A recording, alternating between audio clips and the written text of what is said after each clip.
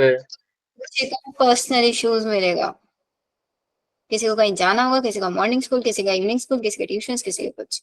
चलो वो सब साइड में रखो, अभी पढ़ लो, ठीक है, थोड़ी देर बैठ के। वैसे बायो में तो ऑलमोस्ट आप लोगों का रिविजन डन ही है।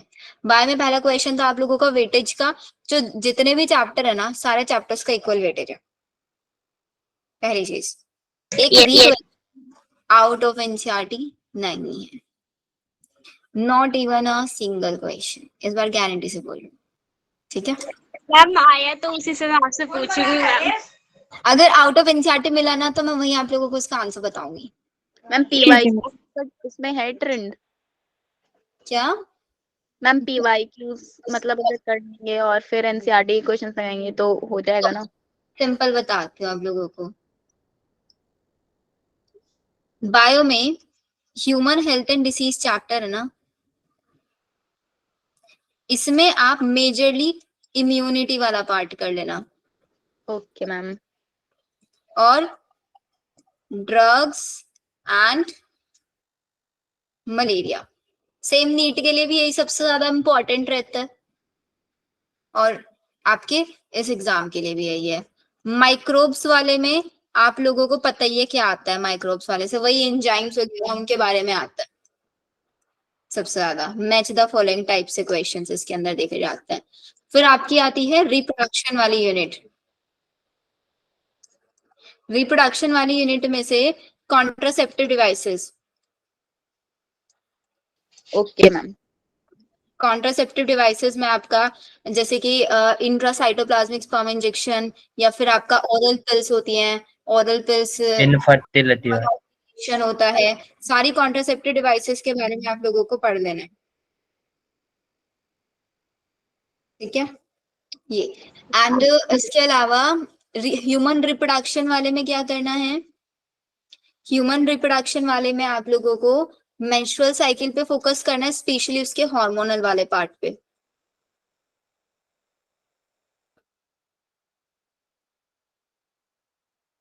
हार्मोनल वाले पार्ट पे मेल रिप्रोडक्टिव सिस्टम में, मेल रिप्रोडक्टिव सिस्टम के बारे में पूरा पढ़ लेना। उसमें जो स्पर्म का फॉर्मेशन होता है, उसके अंदर स्पर्म का कॉन्स्टिट्यूशन क्या क्या रहता है, कंपोनेंट्स वगैरह उसका कितना, उसके अंदर कैल्शियम एंजाइम्स वगैरह क्या क्या होता है, ये सारी चीजें पढ़ लेना। Sexual reproduction in flowering plant में पॉलिनेशन का कर लेना। जस्ट एक सेकेंड, कॉल आ रहा है, आई गेस वो टाइमिंग के लिए पूछेंगे।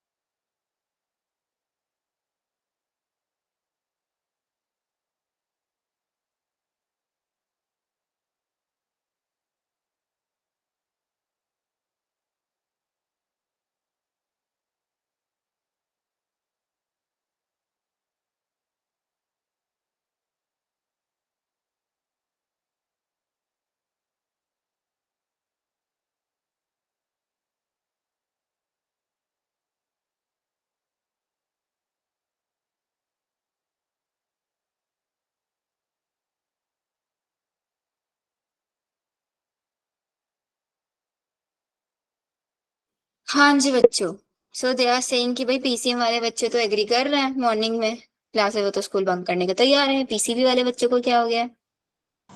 मैम मैंने भी छुट्टी ले ली। मैम छुट्टी ले लेती, लेकिन मैम यूनिट टेस्ट नहीं होता ना मैम, पूरे महीना छुट्टी मार देता, मेरे को कोई दिक्कत नहीं। यस मैम, मैं नहीं जाऊंगी तो मेरे को मैम ले पाएंगे, परसों तो छुट्टी ले सकते हैं। मैम मेरी इतनी ज्यादा अटेंडेंस है ना। सोल्यूशन निकालेंगे, शांति शांति शांति शांति। कल देखो बायो का हमारा जो ऑलमोस्ट रिवीजन है वो आज फिनिश हो जाएगा। क्योंकि बायो का तो हमारा काफी दिनों से चल रहा है। फिजिक्स केमिस्ट्री की कल आप लोगों की 1.5 घंटे की क्लास रखवा देंगे। Yes ma'am. वो वर्कआउट करके बताए। अभी यहाँ पे आ जाओ, इस पे फोकस करता है। सेक्सुअल रिप्रोडक्शन फ्लावरिंग प्लांट में आप लोगों को पॉलिनेशन पे ध्यान रखना। पॉलिनेशन में वो वाटर हाइसिंथ वगैरह उनका वाटर पॉलिनेशन होता है, विंड पॉलिनेशन होता है, उसको ध्यान रखना। एक्सेप्शनल केसेस वाला है। एग्जांपल भी एन एग्जांपल भी एग्जांपल भी वाटर हाइसिंथ एंड ऑल वाला, एलिस्नेरिया। मैम वो तो सरफेस पे होता है पूरे पे। ठीक है। सलोनी, जो क्लास का एग्जैक्ट टाइमिंग है बेटा वो ये रहता है, एक क्लास 7 से 8 होती है, एक क्लास 8:30 से 9:30 होती है। अभी 5 नवंबर बच्चों का ऑफलाइन टेस्ट है, तो उसके लिए रिवीजन क्लासेस का थोड़ा शेड्यूल चेंज है। तो ये याद रखना बच्चों, यहाँ से सबसे ज्यादा क्वेश्चंस आप लोगों को मिलने वाले हैं। और एक और चीज सिंपल सी, जितना मैंने रिवीजन क्लास टाइम पर ही होगा। क्या इल्मुस? मैम रिवीजन क्लास जो टाइम सेंड किया है उस पर ही होगा। रिवीजन क्लास मैम जो टाइम सेंड किया है उस पर ही होगा। हो सकता है वो चेंज हो जाए, बिकॉज बच्चे स्कूल में नहीं, मतलब स्कूल स्किप करने के लिए रेडी नहीं है ना। तो मे बी अगर चेंज होगा तो आप लोगों को उसमें पता चल जाएगा। डोंट वरी, उसकी आप टेंशन मत लो। जितने बच्चे छुट्टी ले सकते हो ट्राई करो, छुट्टी ले लो अगर पॉसिबल है। कल रिवीजन क्लास अगर मॉर्निंग में नहीं हुआ तो आप लोग बैठ के रिवाइज कर लेना, खुद से पढ़ना बैठ के, इवनिंग में क्लासेस लेना, ठीक है? क्योंकि ये ऑफलाइन टेस्ट डिपेंड करेगा क्रैश कोर्स में आओगे या नहीं आओगे। बहुत सारी चीजें डिपेंड करती हैं। मैम इसकी रिकॉर्डिंग मिल जाएगी जो सुबह क्लास होगी? हाँ, अगर सुबह क्लासेस में इनकी रिकॉर्डिंग मिल जाए। मैम कब मिलेगी? वहां तक ये कर लो बेटा, विल ट्राई कि आप लोगों का स्कूल से आओगे ना आप 2 बजे तक, उससे पहले पहले अपलोड करा देंगे, प्रायोरिटी पे करा देंगे। इवोल्यूशन में क्या आएगा? बता रही हूँ सुन लो। अब तो बोलने तो देते नहीं हो। इवोल्यूशन में जैसे मैं आप लोगों को पहले भी बताती हूँ, होमोलोगस एनालोगस ऑर्गन्स, ठीक है? इवोल्यूशन ऑफ मेन, ड्रायोपैथिकस, रामापैथिकस, वो वाली सारी चीजें, इनका सीसी क्रेनियल कैपेसिटीज ये याद रखना है। और वो स्टार्टिंग वाली जो अर्ली थ्योरीज है ना, उनको थोड़ा थोड़ा कर लेना, जैसे लास्ट क्लास में रिवाइज कराई थी, वो याद रखना, ठीक है? फिर इवोल्यूशन के अलावा और कौन सा चैप्टर है? Ma'am biotech.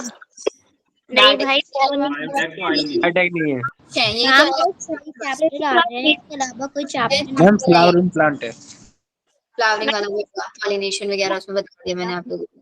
मैम बस इतने चैप्टर आ रहे हैं एग्जाम में। हाँ, इतने ही है। और इसमें मोनोकोट और डाइकोट के वो डायग्राम्स एंड डाइकोट्स के सीड्स के डायग्राम्स, उनको ये देख लेना। और जितने भी सेक्सुअल रिप्रोडक्शन फ्लावरिंग प्लांट में डायग्राम, वो सारे कर लेना, लेयर्स वेयर्स वाले भी। वो तो मैंने आप लोगों को जब फर्स्ट एक बार क्लास लिया था एनसीईआरटी का, उसमें भी बताया था, उनको करके चलना सबके सब, ठीक है? बहुत इजी पेपर है, कुछ ज्यादा एक्स्ट्रा मत करो, जितना क्लास में कराया है वो करो, नोट्स अच्छे से पढ़ लेना, एनसीईआरटी पढ़ लेना, सिर्फ पीवाईक्यू पढ़ लेना, ठीक है? लेकिन फोकस रखना, बिकॉज बहुत ज्यादा बेसिक पेपर है। आप लोगों की बेसिक अंडरस्टैंडिंग यहाँ पे चेक होगी, डिटेल नहीं होगा। बहुत कॉमन से क्वेश्चन, बहुत मॉड्यूल ना करे। मत करो, रिवीजन रखो, डेटा याद करो फटाफट सारा। मतलब मैम ये सीसी क्या है? Cranial capacity. मैम एनसीईआरटी पढ़ के पीवा ना। एनसीईआरटी पढ़ो, पीवाईक्यू करो, बस इतना करो, है ना? देखो, माइक्रोब्स इन ह्यूमन वेलफेयर में ये जो डेटा होता है सबसे ज्यादा इंपॉर्टेंट होता है। एस्परजिलस नाइगर फंगस है, पॉलिसीज याद रखना, किस टाइप का ऑर्गेनिज्म है, क्या प्रोड्यूस करता है। तो फंगस सिट्रिक एसिड प्रोड्यूस करता है। एसिडोबैक्टर एसिटी, ये बैक्टीरिया है, एसिटिक एसिड प्रोड्यूस करता है। क्लोस्ट्रीडियम ब्यूटाइलिशियम बैक्टीरिया है, ब्यूटारिक एसिड प्रोड्यूस करता है। Lactobacillus lactic acid. Saccharomyces cerevisiae ethanol. Lipase क्या करता है? डिटर्जेंट्स में ऑयल्स कराने में हेल्प करता है। स्ट्रेप्टोकाइनेज एक बैक्टीरिया प्रोड्यूस करता है, कौन सा? Streptococcus bacteria. Streptokinase is a enzyme जो कि क्लोट बस्टर में यूज किया जाता है, क्लोट्स को रिमूव करने में मायोकार्डियल इन्फेक्शन पेशेंट्स में। क्वेश्चन मिलता है यहाँ पे। Cyclosporin immunosuppressive agent, organ transplant patients के अंदर इनको यूज किया जाता है ताकि इम्यून सिस्टम को कुछ टाइम के लिए सप्रेस किया जा सके। Which is trichoderma polysporum fungus से इसको आइसोलेट किया जाता है।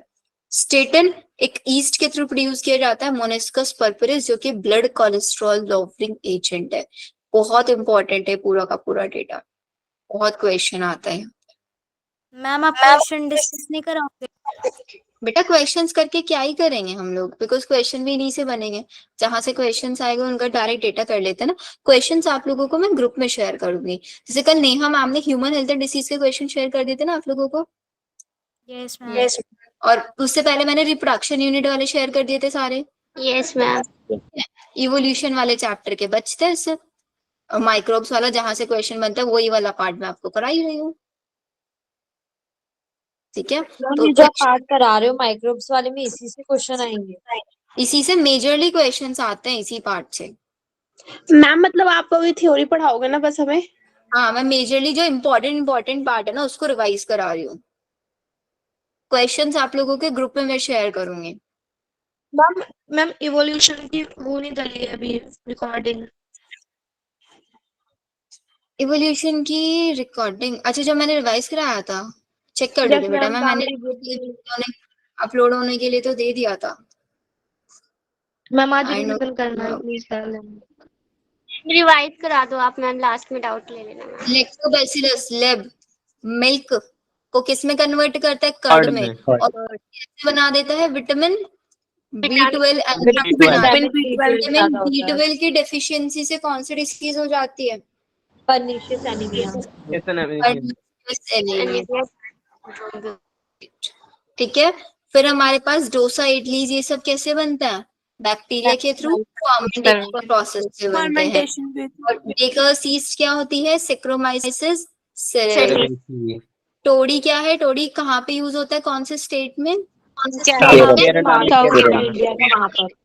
फर्मेंटेड सैप है, कहाँ से? पाल्म से लिया जाता है इसको। स्विस चीज एंड रॉकीफोर्ट चीज दोनों में डिफरेंस। स्विस चीज को किससे लिया जाता है? प्रोपियोनिबैक्टीरियम शर्मानी। एंड रॉकीफोर्ट चीज को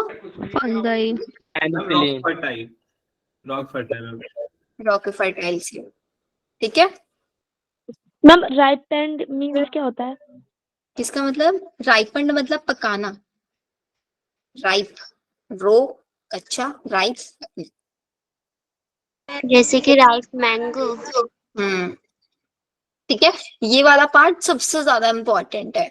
और फिर अगर आपसे सीवेज ट्रीटमेंट से क्वेश्चन आता है तो सीवेज ट्रीटमेंट में ये पूछा जाता है प्राइमरी ट्रीटमेंट में क्या होता है, सेकेंडरी ट्रीटमेंट में क्या होता है। तो प्राइमरी ट्रीटमेंट में हम लोग फिजिकली जो जितने भी हमारे सीवेज के अंदर पार्टिकल्स होते हैं, स्टोन्स वगैरह, उनको रिमूव करता है। दो प्रोसेस आता है इसके अंदर, फिल्ट्रेशन और सेडिमेंटेशन।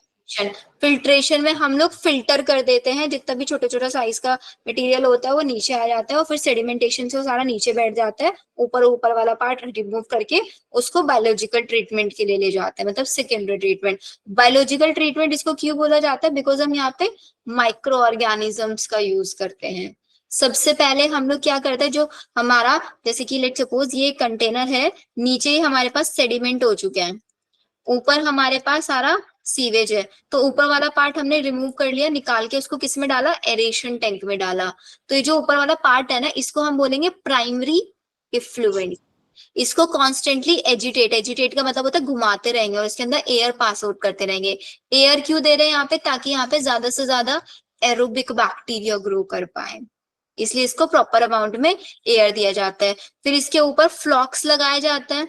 फ्लॉक्स क्या होता है? बैक्टीरिया और फंगल फिलामेंट से बनी हुई स्ट्रक्चर्स होती है ये। और हम इसको कब तक होने देते हैं प्रोसेस को? जब तक इसका बीओडी बिल्कुल डिक्रीज नहीं हो जाता। More the water polluted more will be the BOD. Yes जितना ज्यादा वाटर पॉल्यूटेड होगा उतना ही ज्यादा बीओडी होगा। तो हमें इसको कब तक ट्रीट करना है? Till the BOD gate reduced completely. जब तक बीओडी पूरी तरीके से रिड्यूस नहीं हो जाता तब तक हम इसको ट्रीट करेंगे। एंड जब इसका बीओडी पूरी तरीके से रिड्यूस हो गया तो अब जो मेरे पास सब्सटेंस बचा ना उसको बोलेंगे हम इफ्लुएंट। अब उस इफ्लुएंट को किस में डाल देंगे? सेटलिंग टैंक में डाल देंगे, जहाँ पे बैक्टीरियल फ्लॉक्स जो हमने ग्रो कराए थे वो सब नीचे, कहीं पे भी सेडिमेंट आ जाए, सेडिमेंट का मतलब नीचे बैठ जाना। जैसे होता है ना, एक ग्लास पानी ले लो, पानी में रेत डाल दो तो रेत नीचे सेडिमेंट हो जाता है, पानी अलग हो जाएगा, रेत अलग हो जाएगा ना। Yes ma'am. बिल्कुल ऐसे यहाँ से सारे बैक्टीरियल फ्लॉक्स वगैरह इस सब इनको हटा लेंगे और जो पार्ट बचेगा उसको बोलेंगे एक्टिवेटेड स्लज। और फिर इस इफ्लुएंट को सेकेंडरी ट्रीटमेंट प्लांट से कहाँ पे डाल देंगे, नेचुरल वाटर बॉडीज के अंदर पास आउट कर देंगे। और ये जो एक्टिवेटेड स्लज है, इस एक्टिवेटेड स्लज में क्या है हमारे पास, बैक्टीरियाज वगैरह है। इसको हम किसी दूसरे बायोलॉजिकल ट्रीटमेंट मेथड में यूज कर सकते हैं ना, यस मैम। क्योंकि मेनली हमें क्या कराना है, ऑर्गेनिक सीवेज। कोई भी वाटर पॉल्यूटेड कैसे होता है, जिसके अंदर जितना ज्यादा ऑर्गेनिक मैटर होता है, तो हमें सारा ऑर्गेनिक मैटर डिग्रेड कराना है। तो हमें चाहिए ना ज्यादा से ज्यादा बैक्टीरिया, बिकॉज बैक्टीरिया ही तो ऑर्गेनिक मैटर को डिग्रेड करेंगे। तो जितना ज्यादा उसको ऑक्सीडाइज करते जाएंगे उतनी ज्यादा उनकी ऑक्सीजन यूज करते चले जाएंगे, ऑक्सीजन डिमांड बढ़ेगी। ये सिलमस, यस मीनू बताओ। मैम एरेशन टैंक क्या होता है मतलब? एरेशन टैंक वो टैंक होता है जिसके अंदर प्रॉपरली एयर पास आउट हो जाती है, बहुत सारी एयर इनको देते हैं, ऑक्सीजन सप्लाई जिसके अंदर बहुत होती है, उसको एरेशन टैंक बोलते हैं। एरेशन टैंक है या फिर सेटलिंग टैंक है, दो ही टैंक है यहाँ पे। आया समझ में? Yes ma'am. तो ये वाला पार्ट आप लोग याद रखना है मैम इसमें। फ्लॉक्स क्या होता है? बेटा फ्लॉक्स होते हैं बैक्टीरिया बैक्टीरिया वगैरह का। से बनी हुई स्ट्रक्चर। मैम विटामिन डी से कौन सी, B12 से कौन सी बीमारी हुई थी? Pernicious anaemia. मैम क्या मैम आप ये थ्योरी कौन सी बुक में से पढ़ा रहे हो? बेटा ये अलग से बुक है एक, मैंने आपको मैम शेयर किया शायद लास्ट क्लास में। नाम क्या है इस बुक का? आकाश के नोट्स हैं, आकाश ओके। जोशी नोट्स। अब ह्यूमन हेल्थ एंड डिसीज वाले पर। मैम पीडीएफ सेंड कर देना। शेयर कर दूंगी, शेयर कर दूंगी, नोट करिए। मतलब 2 चैप्टर कराओगे? मैम ह्यूमन हेल्थ की तो हमारे कल रिवाइज हो गई है, मैम दूसरा चैप्टर करवा दो। कौन सा कराऊंगी? मैम चैप्टर 8 हो गया। कौन सा? रिप्रोडक्टिव हेल्थ एंड वेलफेयर ले लो। कौन से वाला? ह्यूमन हेल्थ मैम इम्यूनिटी वाला कौन सा करवा लो, chapter है? इम्यून हेल्थ वाले में। हो तो गया था कल। अरे मैम ये तो कल हो गया। और रुको, मैं जूलॉजी वाले नोट्स ढूंढ रही हूँ, किधर गए वो हमारे। उनमें रिप्रोडक्टिव हेल्थ करा देना, क्योंकि मैम ह्यूमन का प्रोडक्शन और सेक्सुअल वाला तो आता है। यस मैम रिप्रोडक्टिव हेल्थ करवा देना। रिप्रोडक्टिव हेल्थ उसमें आएगा ना जूलॉजी में।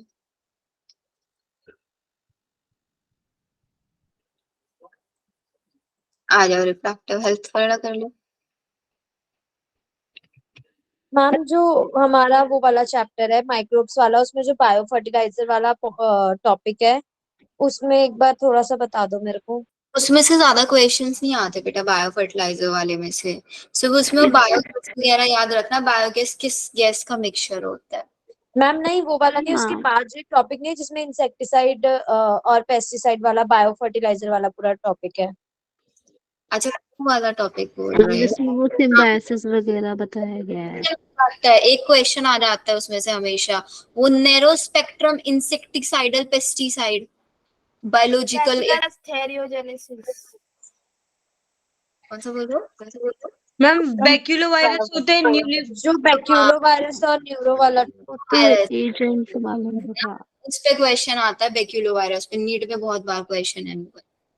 वो क्या होता है?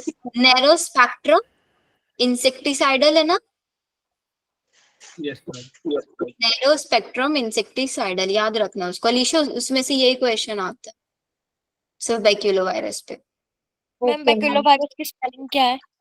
बायोटेक एप्लीकेशन आ रहा है? क्या बेटा?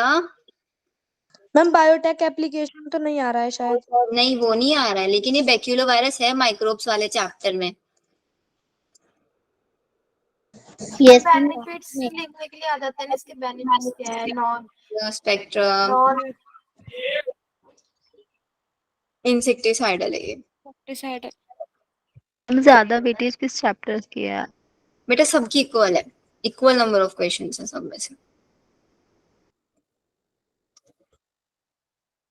देखो रिप्रोडक्टिव हेल्थ में ईयर्स वगैरह पे तो क्वेश्चन आते नहीं है, या नेचुरल वाले मेथड्स के अंदर, नेचुरल वाले मेथड में अगर हम क्वेश्चन की बात करें, सबसे ज्यादा जो क्वेश्चन आता है लेक्टेशनल एमनियोरिया पे आता है। What is lactational amenorrhoea? Lactation period के अंदर मेंस्ट्रुअल साइकिल का स्टॉप हो जाना, फिर cessation of menstrual cycle during lactation period. इसका टाइम पीरियड कितना होता है? 6 मंथ। 6 month of एक के ऊपर बहुत ज्यादा आ जाता है।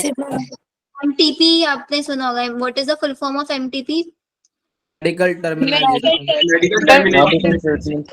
Medical termination. कितने मंथ्स तक सेव होता है ये? First trimester तक। फर्स्ट ट्राइमेस्टर मतलब 3 मंथ्स तक। 3 months 12 weeks. 3 months तक प्रैक्टिस ये सेफ होता है, मैम सेफ नहीं होता। up to first 12 weeks. Up to first 3 months. Ma'am, I'm saying up to first 12 first 12 Week, ma'am. weeks. मैं वीक कहना चाह रही थी। 12 वीक्स, 3 मंथ्स मतलब 12 वीक्स ही होगा ना। Ma'am, 12 वीक्स 1 ट्राइमेस्टर होता है। और नेक्स्ट जो क्वेश्चन इसके अंदर आपको देखा जाता है, आईयूडी से क्वेश्चन बहुत आता है, इसमें कॉपर वाले से। हाँ बेटा मैम बोलो मैम बोलो। लैक्टेशनल एमेनोरिया में मेंस्ट्रुअल साइकिल स्टॉप हो जाती है, फिर मेंस्ट्रुएशन। मेंस्ट्रुअल साइकिल और मेंस्ट्रुएशन बात एक ही है बेटा। Menstrual cycle Okay, ma'am. Menstruation दोनों एक ही चीज है। आईयूडीज, इंट्रा यूट्राइन डिवाइसेस, ये एक्सपर्ट्स नर्सेस के थ्रू इंजेक्ट की जाती है। इसका एक डिसएडवांटेज, मैम इससे एलर्जीज हो जाते हैं, पेल्विक प्रॉब्लम्स हो जाती हैं, और साथ साथ इसकी एक लिमिटेड टाइम होता है, उसके बाद ये अपने आप ही ऑटोमेटिकली निकल जाती है। हाँ ये इसका सबसे बड़ा डिसएडवांटेज है। Non mediated IUDs and mediated. Non mediated में आपका सिर्फ एग्जांपल कौन सा है? Lipase loop. मेडिएटेड में 2 हैं, एक वो जो कॉपर रिलीज करता है, एक वो जो हार्मोन्स रिलीज करता है। इसमें सबसे ज्यादा क्वेश्चन पूछा जाता है कॉपर पे। कॉपर का फंक्शन क्या होता है? ये स्पर्म की मोटाइलिटी को सप्रेस कर देता है, फर्टिलाइजिंग कैपेसिटी को सप्रेस करता है, मोटाइलिटी को और fertilising capacity of the sperm. आपने इस चैप्टर में जब ह्यूमन रिप्रोडक्शन पढ़ा होगा, 2 प्रोसेस पढ़े होंगे, कैपेसिटेशन एंड डीकैपेसिटेशन। ये कहाँ पे होता है, प्रोसेस क्या होता है? मैम एपिडर्मिस में जब कोलेस्ट्रॉल स्टोर होता है। डीकैपेसिटेशन एंड कैपेसिटेशन। सबसे पहले location,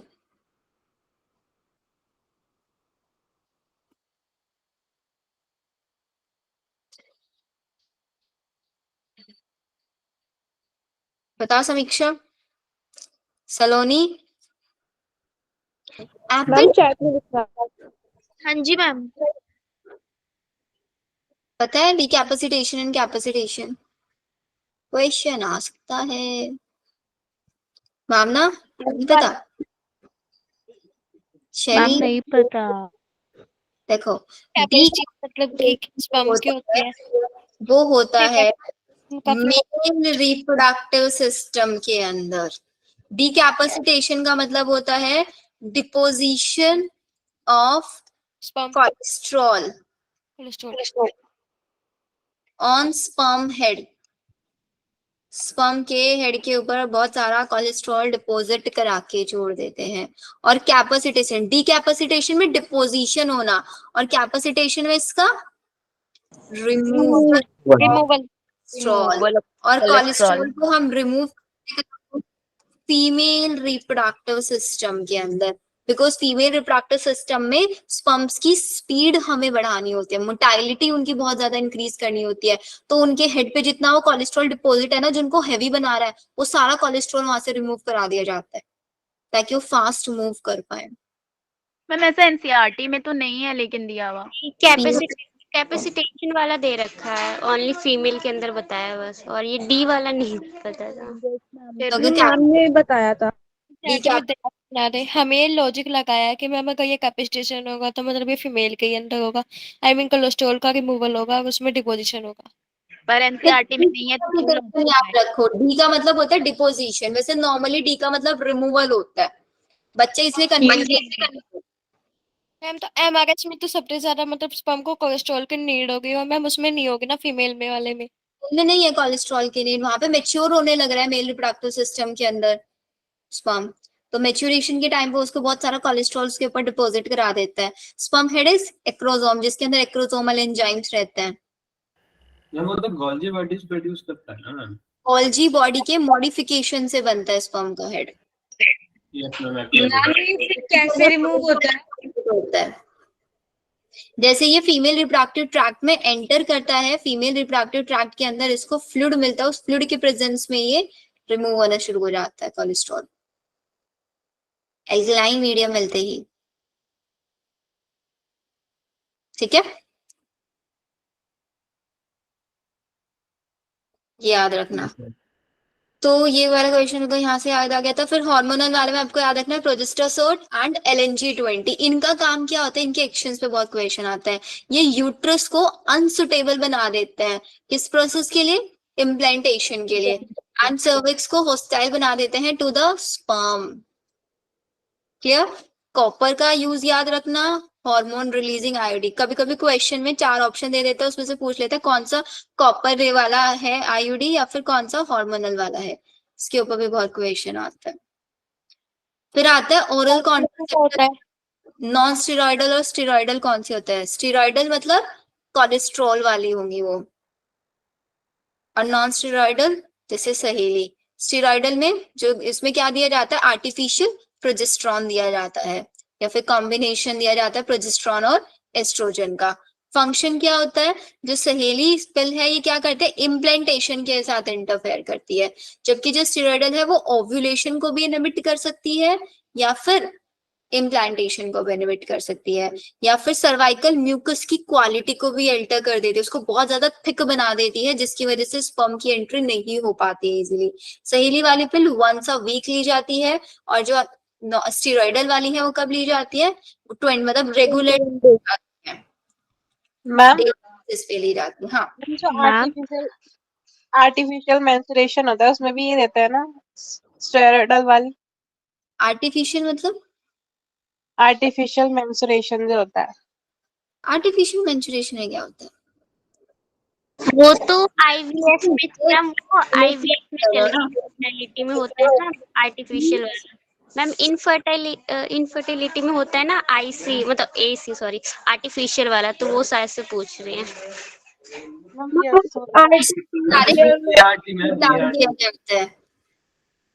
direct test tube baby, surrogate mother की बात कर रहे हो मैम? नो मैम, जब वाला मैटर समझा दो मैम। नॉर्मल नहीं होती। मैम एक क्वेश्चन पिंस वाला पूछना मैम। है। भाई एक एक करके बोलो, एक एक करके। विवेक ने कोई क्वेश्चन पूछा, विवेक आप बताओ कौन सा। मैम मेरे को मैम ये पिंस वाला है ना मैम, ये समझा दो मैम। ठीक है, भावना आपको बताओ।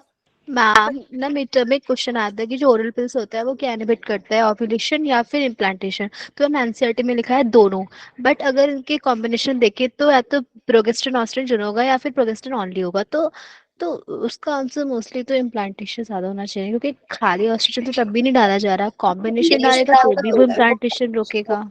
इम्प्लांटेशन ज्यादा होता है इसका आंसर, अगर सिर्फ तो उसका आंसर ओव्यूलेशन था। नहीं बेटा, ये गलत इम्प्लांटेशन हो गया। यस मैम, ओव्यूलेशन तो मैम ने मार्क्स काट मैंने दिए। तो इम्प्लांटेशन लगाया था, बट एनसीईआरटी में दोनों लिखा है। मोस्टली क्वेश्चंस में ओव्यूलेशन इम्प्लांटेशन दोनों ही दिया जाता है, नहीं दिया जाता है तो मैं तो हमेशा इम्प्लांटेशन ही बोलती हूँ बोलने लगाने के लिए। बाकी अब इसको एक बार ovulation as well as implantation लिखा हुआ है एनसीईआरटी में। हाँ, क्योंकि दोनों ही करता है, कि ये तो कॉम्बिनेशन होगा या फिर सिर्फ प्रोजेस्टेरोन होगा, तो खाली ओव्यूलेशन तो तब भी नहीं हो सकता। शैली मैम एक बार इन्हें ये बोलना कि मैम मैंने कुछ बोलना हो तो थोड़ा हैंड रेज कर ले मैम, क्योंकि इनका भी समझ नहीं आता क्या बोलते हैं। हाँ, एक टाइम पे एक एक करके बोला करो, हैंड रेज कर लिया करो, देन आई पिक कि कौन बोल रहा है। Okay ma'am. तो अगर ऐसा क्वेश्चन आ जाए तो हम लोग नीट में सबसे स्पेसिफिकली, बिकॉज स्कूल एग्जाम्स में तो कुछ भी चलता है, नीट में हम लोग चेक कर लेंगे कि आंसर कीज में कौन सा दिया हुआ है, जो INTA ने रिलीज की हुई आंसर कीज है उसके अकॉर्डिंग फिर हम जाएंगे, बिकॉज NCERT ने दोनों को दिया हुआ है। ठीक है, अब विवेक ने पूछा था पिल्स वाले में, तो पिल्स में बेटा याद रखना है 2 टाइप के पिल्स होते हैं, नॉन स्टेरॉइडल और स्टेरॉइडल। पिल्स में जनरली क्या होता है, सिर्फ ये या तो ओव्यूलेशन को इनहिबिट करेंगी या इम्प्लांटेशन को इनहिबिट करेंगी। नॉन स्टेरॉइडल वाली सिर्फ इम्प्लांटेशन को करते हैं। स्टेरॉइडल में हम लोग हॉर्मोन्स देते हैं, artificial hormones in the form of tablets, वो ओव्यूलेशन को इनहिबिट कर सकती है या फिर इम्प्लांटेशन को इनहिबिट कर सकती है। ये होता है मैम लेकिन जो बुक में है ना मैम, उसमें ये जो 21 डेज फिर ये मैम 5 डेज, मैम ये वाला कुछ समझा दो एक बार। इसका मतलब ये होता है मैम ये 28 डेज की साइकिल होती है, 28 डेज की साइकिल में सिर्फ और सिर्फ आपका 5 डेज का मेंस्ट्रुअल साइकिल होगा, उसके अलावा 21 डेज तक डेली ये पिल्स को लिया जाता है, 5 डेज की मेंस्ट्रुअल साइकिल को छोड़ के। Okay ma'am, yes ma'am, okay. ठीक है, स्टेरॉइडल क्या होता मैं है? एनसीईआरटी में शायद 7 डेज लिखा हुआ है। कोलेस्ट्रॉल, कोलेस्ट्रॉल हाँ, NCERT ने तो 7 डेज लिखा हुआ है। मैम वैसे भी तो मैम 7 डेज मेंशन करेंगे ना मैम। मैम 20 माइनस कर देंगे तो 7 हमारे पास बच जाता है, तो मोस्ट प्रॉब्ली तो 7 ही होगा। मेनली क्या आता है, सिर्फ मेंस्ट्रुअल वाला जो टाइम होता है उसको माइनस किया जाता है। मैम चलो क्या है, एक नेक्स्ट, बार रिपीट करना, आई मीन क्वेश्चन क्या है? जो पिल्स होती हैं वो कंप्लीट मंथ ली जाती हैं एक्सेप्ट मेंस्ट्रुअल वाला फेज। ऐसा ठीक क्यों है होता है? बेटा, या तो ओव्यूलेशन को इनहिबिट करेंगे या इम्प्लांटेशन को इनहिबिट करेंगे वहां पे उस टाइम पे। मेंस्ट्रुअल टाइमिंग वाला चेंज हो जाता है फिर। उससे टाइम चेंज हो जाता है, ओव्यूलेशन का जो डे होता है ना 14th डे, वो उसको चेंज किया जा सकता है। ऐसे जो ये आपका उसके प्रोजेस्टेरोन बाद एस्ट्रोजन का कॉम्बिनेशन वाली पिल्स हैं, इन पिल्स को मेंस्ट्रुअल साइकिल को डिले करने के लिए भी यूज किया जाता है, क्योंकि उसके अंदर आर्टिफिशियल प्रोजेस्टेरोन और एस्ट्रोजन होते हैं जो एंडोमेट्रियम को ब्रेक नहीं होने देते। तो पर डे अगर वो मेडिसिन ली जाए तो ब्रेकेज नहीं होगा एंडोमेट्रियम का, और जिस भी टाइम पे वो छोड़ दी जाती है मेडिसिन लेना, देन एंडोमेट्रियम का ब्रेकेज हो जाता है, उसी टाइम पे मेंस्ट्रुअल साइकिल स्टार्ट हो जाएगा। तो इस वे में जो पूरा मेंस्ट्रुअल साइकिल है उसको डिस्टर्ब किया जा सकता है, टाइमिंग्स को चेंज किया जा सकता है। मैम ये होता है। क्वेश्चन ये भी आ जाता है, सहेली को सबसे पहले डेवलप कहाँ किया गया था? CDRI लखनऊ में। What's the full form of CDRI? Ma'am central drug institute. Central drug institute, जो कि लखनऊ के अंदर है। Central drug residue institute. Residue या फिर रिसर्च? रिसर्च से मैम तुक्का लगाया। मैम एक साथ जब बोलते हैं ना तो कुछ भी बोल देते हैं, आपको समझ ही नहीं आएगा। एक साथ में लोग कुछ बोल देते हैं। सर्जिकल मेथड्स याद रखना, ट्यूबेक्टोमी एंड वेसिक्टोमी। ट्यूबेक्टोमी से फेलोपियन ट्यूब से याद रखना, फेलोपियन ट्यूब। तो ट्यूबेक्टोमी फीमेल्स के अंदर होता है जिसमें फेलोपियन ट्यूब को कट एंड टाई कर दिया जाता है। वेसिक्टोमी में वास डिफरेंस को कट कर दिया। ठीक है, ये भी क्वेश्चन आता है, ट्यूबेक्टोमी मेल्स में होता है या फिर फीमेल्स में होता है। ये परमानेंट मेथड्स होते हैं, रिवर्सिबिलिटी बहुत पुअर होती है इनकी। MTPs आपको पता ही चल गया है, इसको लीगलाइज कब किया गया था? 1971 में। कब तक इसको किया जा सकता है?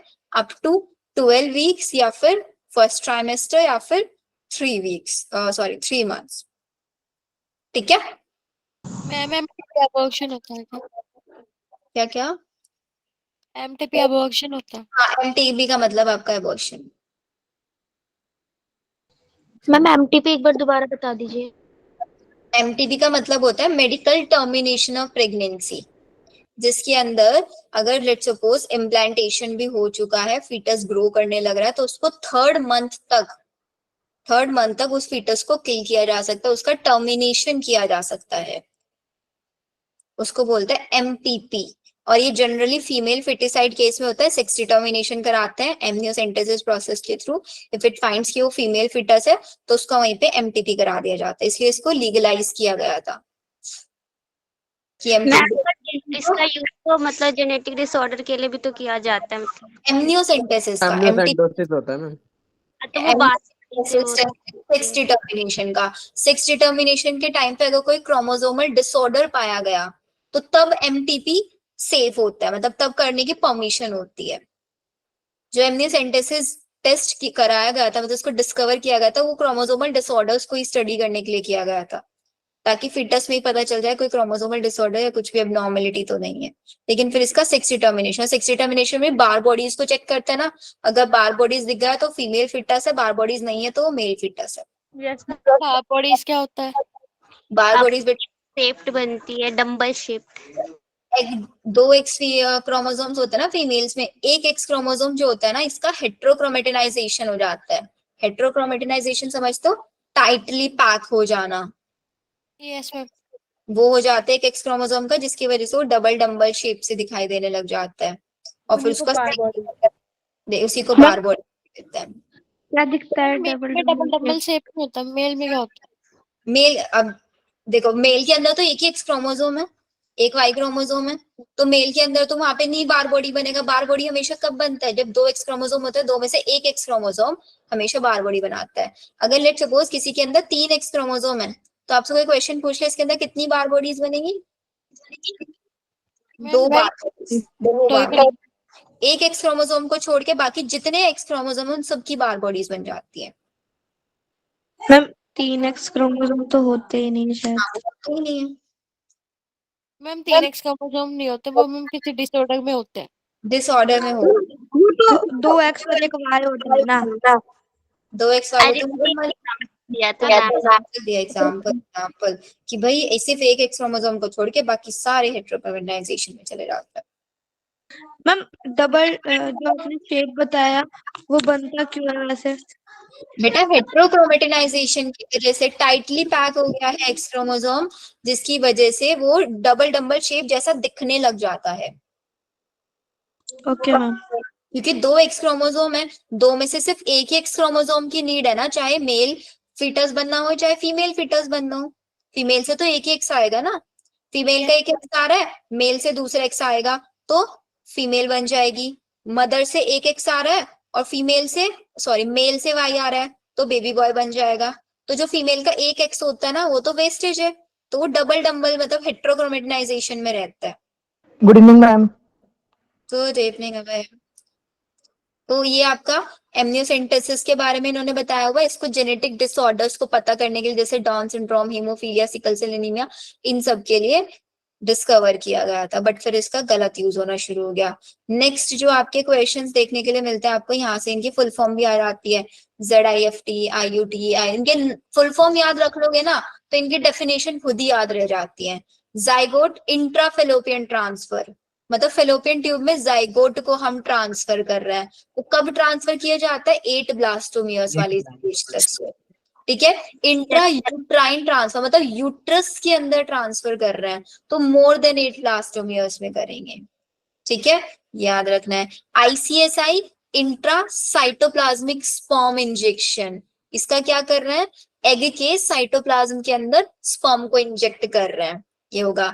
और AI artificial insemination, artificial insemination में क्या करेंगे? विजाइना के अंदर डायरेक्टली स्पर्म को इंट्रोड्यूस कराया जाता है या फिर सीमेन को इंट्रोड्यूस कराया जाता है। कब किया जाता है?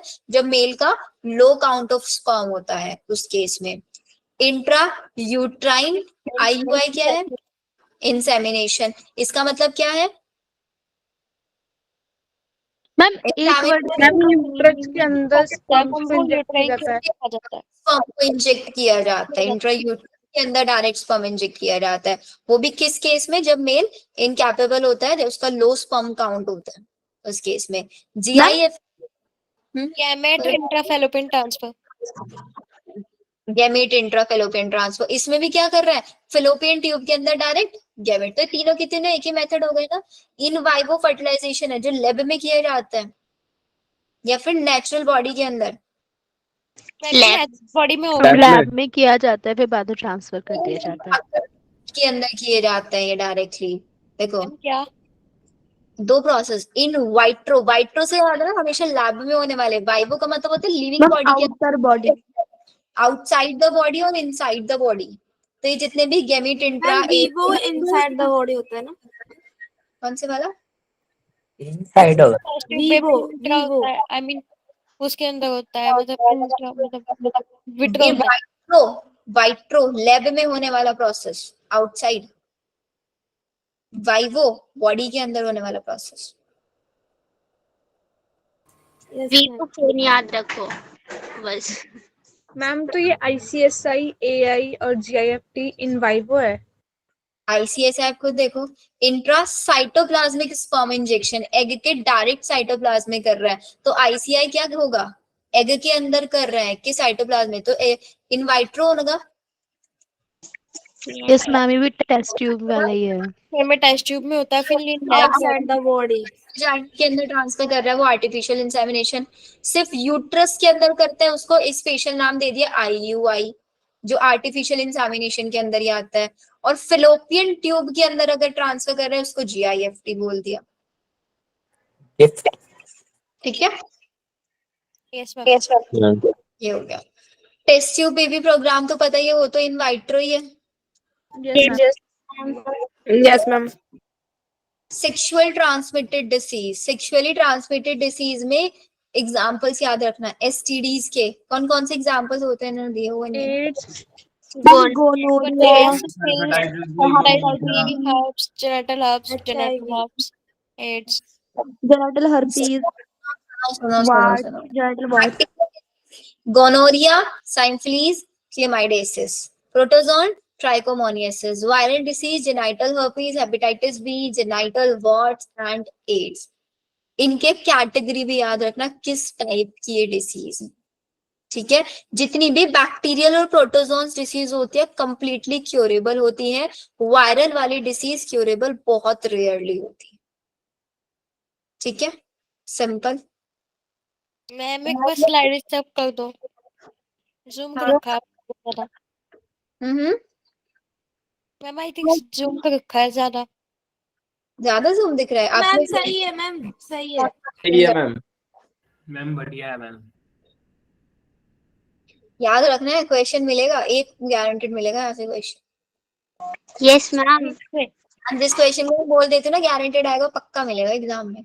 हाँ मैम, जैसे आपने बोला था ये क्वेश्चन नहीं आएगा जाएगा, फिर देखोगे इधर उधर। मैम कौन सा ये सेक्सुअली ट्रांसमिटेड डिजीज?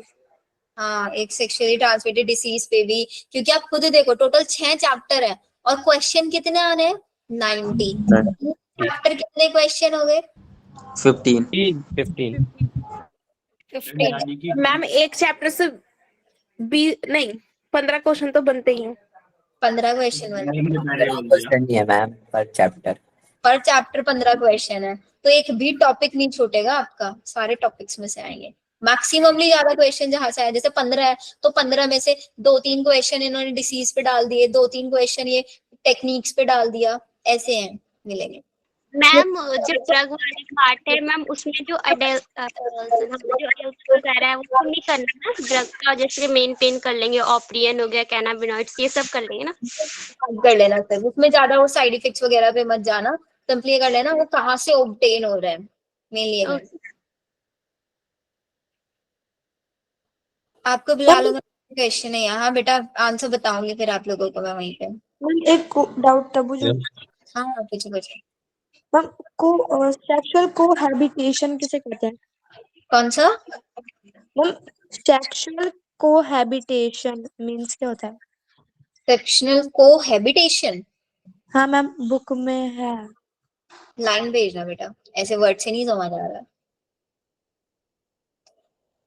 अच्छा एक और चीज, आप लोगों को जो ग्रुप बंद कर दिया गया है ना बच्चों, उस ग्रुप में थोड़ा सा बात करनी बंद कर देना, तभी मैं उस ग्रुप को खोल सकती हूँ।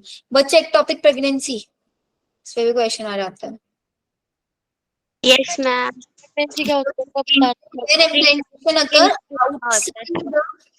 मैम यूट्रिन के अलावा कहीं और यूट्रस के अलावा कहीं और पे अगर इम्प्लांट हो जाए, एग्जैक्टली कौन सी लेयर में इम्प्लांट होता है? एंडोमेट्रियम में। Endometrium, yes ma'am. के अलावा कहीं और पे इम्प्लांट हो जाए तो उसको बोलते हैं हम आपका एक्टोपिक प्रेगनेंसी। और एक्टोपिक प्रेगनेंसी कभी सक्सेसफुल प्रेगनेंसी नहीं होता है। मैम दोबारा बता दो। एक्टोपिक प्रेगनेंसी वो प्रेगनेंसी होता है जब यूट्रस के बाहर इम्प्लांट हो जाता है, मतलब यूट्रस में इम्प्लांट ना होके कहीं और इम्प्लांट हो जाए। मैम जैसे फैलोपियन ट्यूब।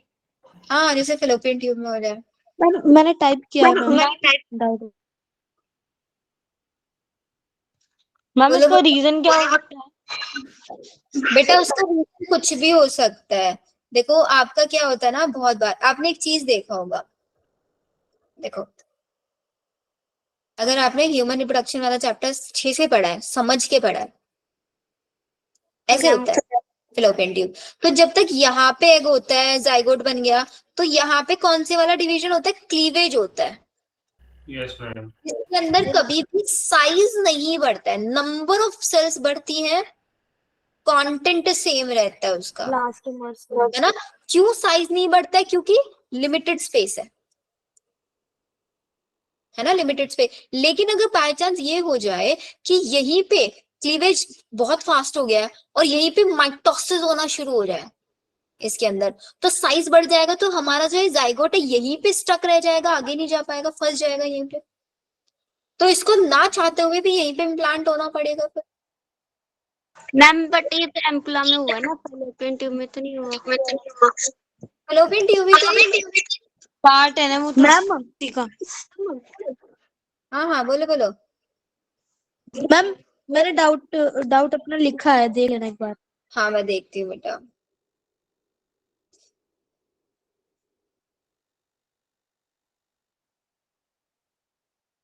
सेक्सुअल कोहैबिट, अच्छा अनप्रोटेक्टेड सेक्सुअल कोहैबिटेशन। बेटा अनप्रोटेक्टेड सेक्स का मतलब वही होता है without any contraceptive devices use करना।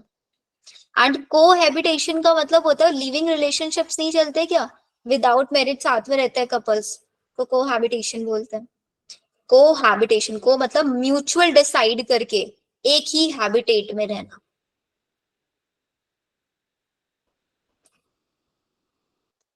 हो गया चैप्टर फिनिश।